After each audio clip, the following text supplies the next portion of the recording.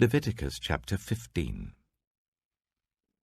The Lord said to Moses and Aaron, "Speak to the Israelites and say to them, when any man has an unusual bodily discharge, such a discharge is unclean. Whether it continues flowing from his body or is blocked, it will make him unclean.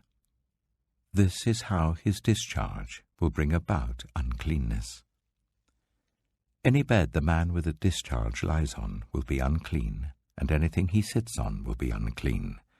Anyone who touches his bed must wash their clothes and bathe with water, and they will be unclean till evening.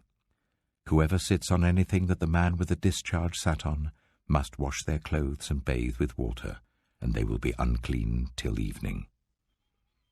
Whoever touches the man who has a discharge must wash their clothes and bathe with water, and they will be unclean till evening.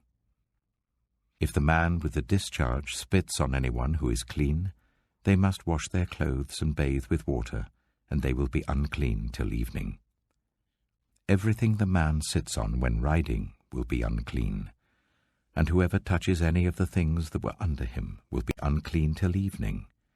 Whoever picks up those things must wash their clothes and bathe with water, and they will be unclean till evening.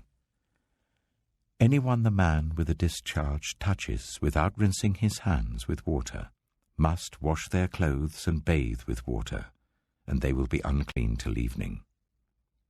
A clay pot that the man touches must be broken, and any wooden article is to be rinsed with water.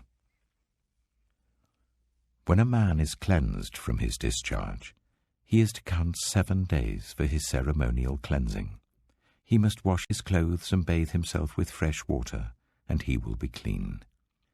On the 8th day, he must take 2 doves or 2 young pigeons, and come before the Lord to the entrance to the tent of meeting and give them to the priest.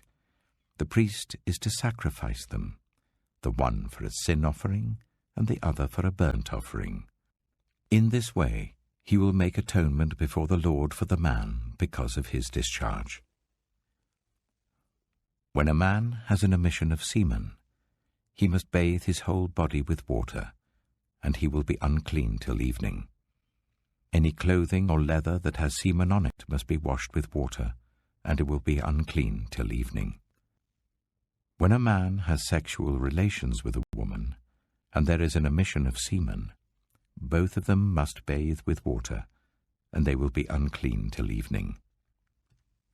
When a woman has her regular flow of blood, the impurity of her monthly period will last 7 days, and anyone who touches her will be unclean till evening.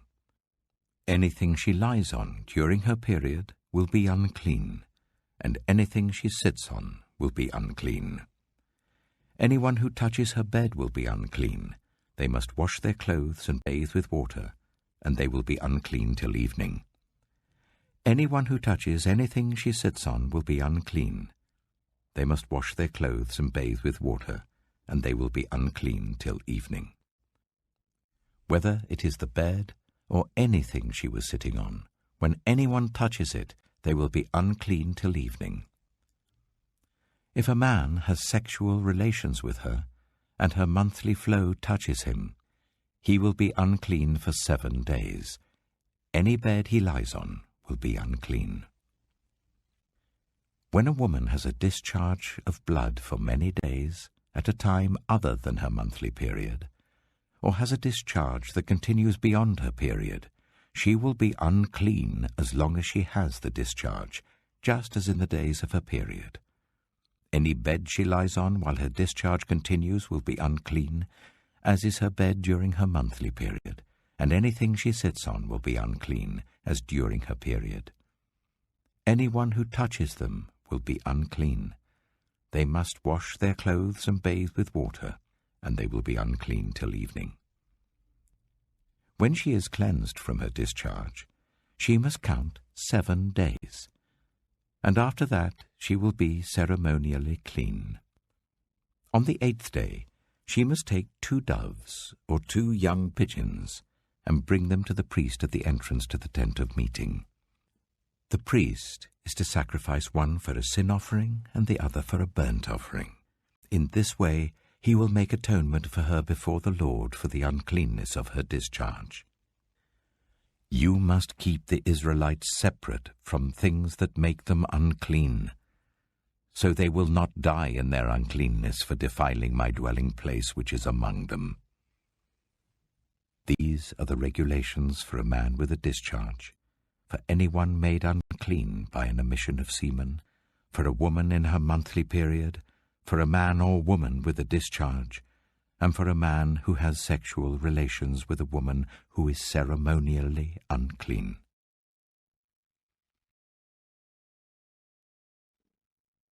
Leviticus chapter 16. The Lord spoke to Moses after the death of the 2 sons of Aaron, who died when they approached the Lord. The Lord said to Moses, "Tell your brother Aaron that he is not to come whenever he chooses into the most holy place behind the curtain in front of the atonement cover on the ark, or else he will die. For I will appear in the cloud over the atonement cover." This is how Aaron is to enter the most holy place. He must first bring a young bull for a sin offering and a ram for a burnt offering.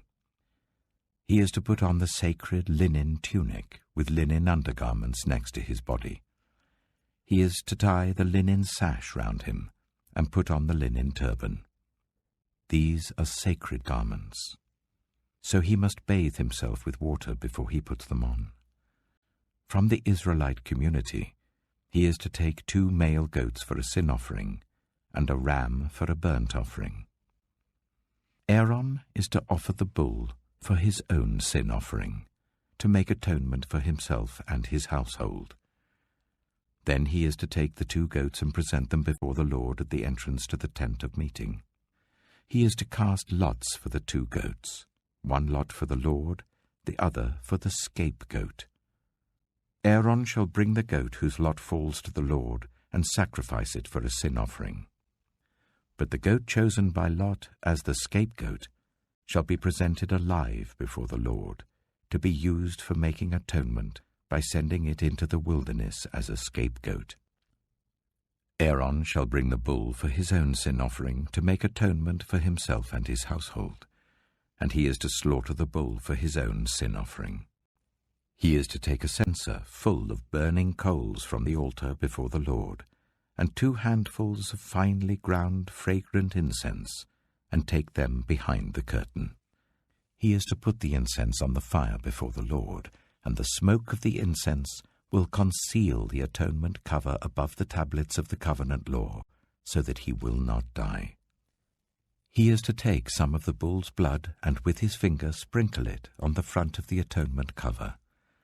Then he shall sprinkle some of it with his finger 7 times before the atonement cover. He shall then slaughter the goat for the sin offering for the people, and take its blood behind the curtain and do with it as he did with the bull's blood. He shall sprinkle it on the atonement cover and in front of it. In this way he will make atonement for the most holy place because of the uncleanness and rebellion of the Israelites, whatever their sins have been. He is to do the same for the tent of meeting, which is among them in the midst of their uncleanness. No one is to be in the tent of meeting from the time Aaron goes in to make atonement in the most holy place until he comes out, having made atonement for himself, his household, and the whole community of Israel. Then he shall come out to the altar that is before the Lord and make atonement for it. He shall take some of the bull's blood and some of the goat's blood and put it on all the horns of the altar. He shall sprinkle some of the blood on it with his finger 7 times to cleanse it and consecrate it from the uncleanness of the Israelites. When Aaron has finished making atonement for the most holy place, the tent of meeting and the altar, he shall bring forward the live goat. He is to lay both hands on the head of the live goat and confess over it all the wickedness and rebellion of the Israelites, all their sins, and put them on the goat's head. He shall send the goat away into the wilderness in the care of someone appointed for the task. the goat will carry on itself all their sins to a remote place, and the man shall release it in the wilderness. Then Aaron is to go into the tent of meeting and take off the linen garments he put on before he entered the most holy place, and he is to leave them there. He shall bathe himself with water in the sanctuary area and put on his ordinary garments. Then he shall come out and sacrifice the burnt offering for himself and the burnt offering for the people, to make atonement for himself and the people. He shall also burn the fat of the sin offering on the altar. The man who releases the goat as a scapegoat must wash his clothes and bathe himself with water. Afterwards he may come into the camp. The bull and the goat for the sin offerings, whose blood was brought into the most holy place to make atonement, must be taken outside the camp. Their hides, flesh, and intestines are to be burned. The man who burns them must wash his clothes and bathe himself with water. Afterwards he may come into the camp. This is to be a lasting ordinance for you. On the 10th day of the 7th month, you must deny yourselves and not do any work, whether native-born or a foreigner residing among you, because on this day atonement will be made for you to cleanse you. Then before the Lord you will be clean from all your sins. It is a day of Sabbath rest, and you must deny yourselves. It is a lasting ordinance. The priest who is anointed and ordained to succeed his father as high priest is to make atonement. He is to put on the sacred linen garments and make atonement for the most holy place, for the tent of meeting and the altar, and for the priests and all the members of the community. This is to be a lasting ordinance for you. Atonement is to be made once a year for all the sins of the Israelites. And it was done as the Lord commanded Moses.